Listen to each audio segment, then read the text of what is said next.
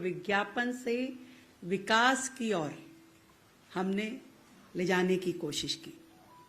हर एक कदम जो हमने आगे बढ़ाया उसमें सरकार को कागज कम काम ज्यादा, इस पैटर्न पे हमने अपनी सरकार को कार्यरत किया।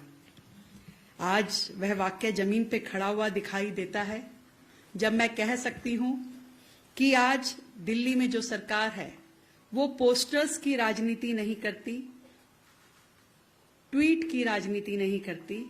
हमने दिल्ली के वर्क कल्चर को बदला है।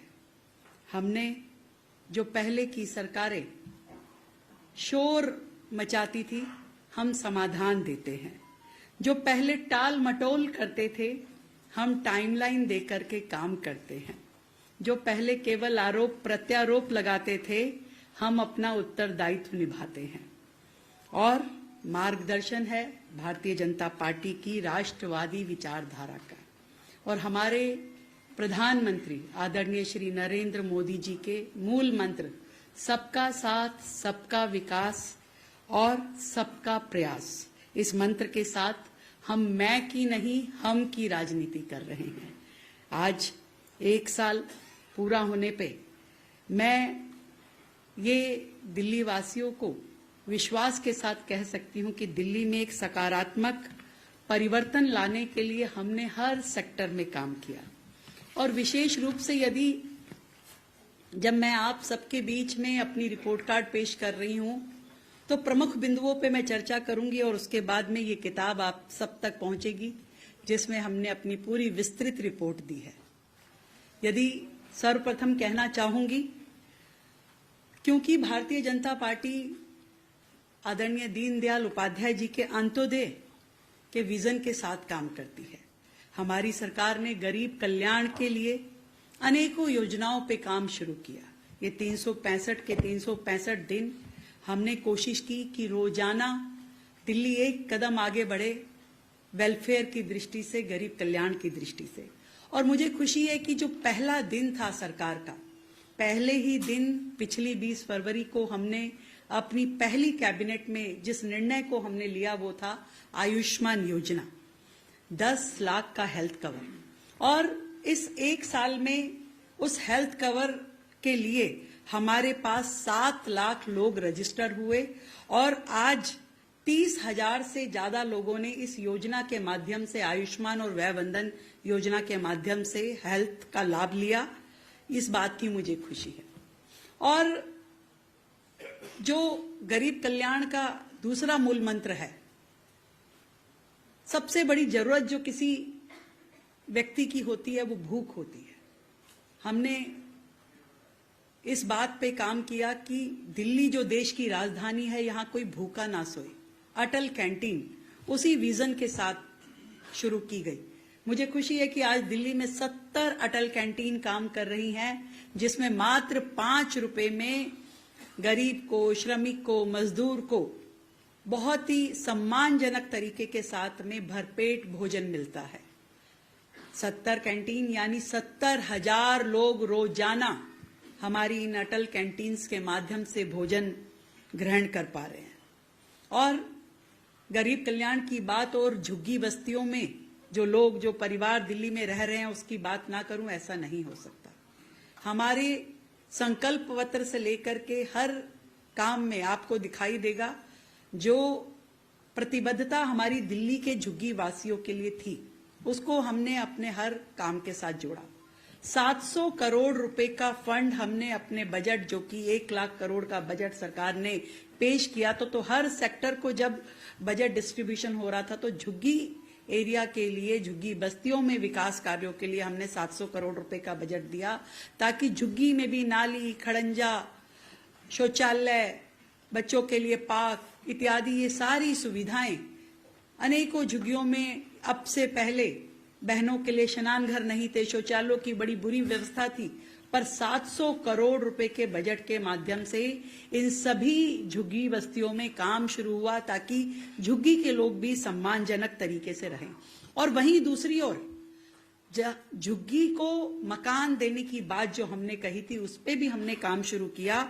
और हमारे जो फ्लैट पिछली सरकारों ने कब से बना करके छोड़े हुए थे, जो फ्लैट अलॉटमेंट ही नहीं हुआ था झुग्गीवासियों को, उनको रिपेयर करने का काम, उनको रेनोवेट करने के काम, उन प्रेमिसेस को आज के आधुनिक जरूरतों के हिसाब से बनाने का काम दिल्ली सरकार ने किया। उसमें सावदा घेवरा, भलसवा, द्वारका, सुल्तानपुर, यहां पे लगभग 13,000 फ्लैट्स को रेनोवेट करने का काम चल रहा है, जिसके प्रथम चरण में झुग्गीवासियों को मकान देने के प्रथम चरण में हम इन 13,000 फ्लैट्स को चाहेंगे कि दिल्ली की झुग्गीवासियों को हम इन्हें दें।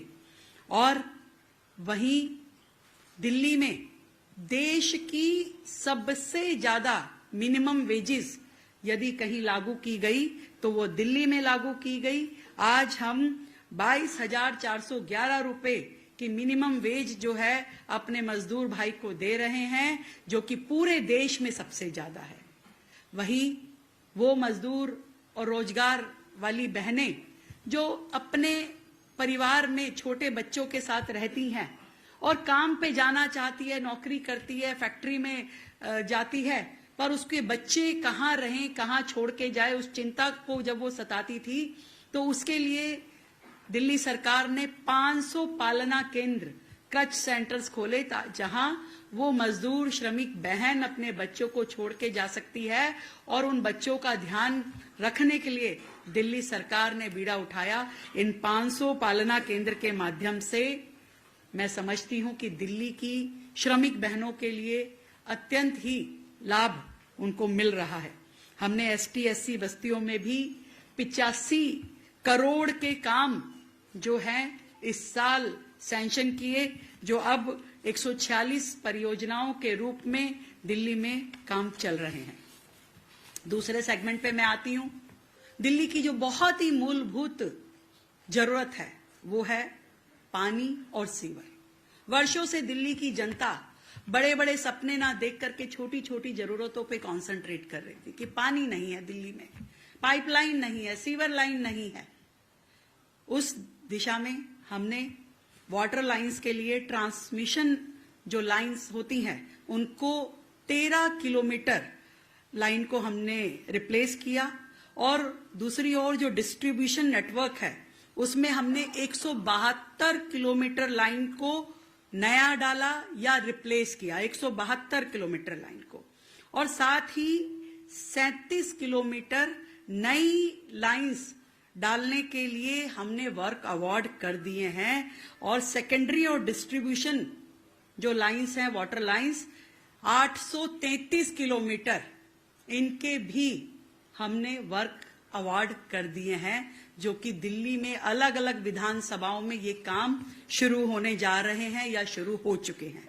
सीवर लाइन की बात यदि मैं करती हूं तो हमने दिल्ली में 180 किलोमीटर नई सीवर लाइन बिछाई है और 110 किलोमीटर हमने सीवर लाइन रिप्लेस की है। और नई सीवर लाइन जो आज वर्क अवार्ड हो चुके हैं और काम शुरू होना है, वो 144 किलोमीटर सीवर लाइन का काम सैंक्शन हो चुका है और टेंडर प्रक्रिया में चल रहा है। मैं जरूर बताना चाहूंगी कि दिल्ली की जो पानी की समस्या है उसमें हमने चंद्रावल प्लांट, जो कि काफी समय से चल रहा था, काम रुका पड़ा था, उसको हमने बहुत ही स्पीड में करते हुए इस साल उस प्रोजेक्ट को हम पूरा कर लेंगे, जिससे लगभग 9-10 विधानसभाओं की जो है पानी की समस्या दूर होगी। इसकी कैपेसिटी जो है 105 MGD होगी। इसी प्रकार द्वारका 2, वहां पे भी 50 MGD का WTP इसी साल बनके तैयार होने जा रहा है। नए WTP उसकी तैयारी भी हम कर रहे हैं, क्योंकि यदि हम बाकी राज्यों से पानी लेने की बात भी करें या जो नए डैम जिसकी प्लानिंग चल रही है वहां से पानी भी यदि दिल्ली को मिलता है तो वो कहां लेके आया जाएगा। उस पानी को स्टोर करने की कैपेसिटी भी हमारे पास होनी चाहिए। तो उस निमित्त हमने छतरपुर, इरादत नगर और नजफगढ़ एरिया में 3 नए WTP बनाने के लिए आज से ही योजना उसकी शुरू कर दी है। मैं बहुत ही खुशी के साथ इस बात को भी बताना चाहती हूँ कि पिछली सरकारों के समय में जिन बड़े बड़े वाटर बिल्स को लेकर के लोग घूमते थे, जनता परेशान रहती थी, हमारे जल बोर्ड द्वारा वाटर एमनेस्टी स्कीम लाई गई और जिसमें 3,52,000 लोगों ने अपने बिल सेटल किए, 3,52,000 लोगों ने। और दिल्ली सरकार को जो कलेक्शन मिली वो 484 करोड़ की मिली और 1400 करोड़ के लगभग जो है वो जनता को रिलीफ मिला। उनका जो पानी के बिलों में सरचार्ज था, पेनल्टीज थी, इंटरेस्ट था, वो सब 1400 करोड़ की वैल्यू का ये सारा जो फाइन थे वो हमने माफ किए। और अभी इस दिशा में और भी काम होना है। अभी रिसेंटली हमने डोमेस्टिक के साथ साथ इंडस्ट्रियल सेक्टर्स के बिल्स पे भी यही एमनेस्टी स्कीम लागू कर दी है। अब दिल्ली की जनता इंडस्ट्रियल भी और डोमेस्टिक भी दोनों बिल्स पर इस एमनेस्टी स्कीम का लाभ ले सकेंगे। तीसरा जो हमारा बहुत ही महत्वपूर्ण सेक्टर है हेल्थ केयर। और मुझे खुशी है इस बात की कि इस 365 दिन के छोटे से कार्यकाल में हमने 370 आयुष्मान आरोग्य मंदिर, जो कि प्राइमरी हेल्थ केयर के बहुत ही इंपॉर्टेंट इंस्टीट्यूशंस हैं, वो हमने बना करके तैयार किए, जहां पर बेहतर सुविधाएं हैं स्वास्थ्य की। यदि हम दिनचर्या की बात करें तो एक साधारण व्यक्ति की दिनचर्या में होने वाली स्वास्थ्य संबंधी प्रॉब्लम्स को मुझे लगता है कि 70% समस्याओं का समाधान वहीं पर हमें मिलेगा, जहां जच्चा बच्चा केंद्र भी है, जहां पर के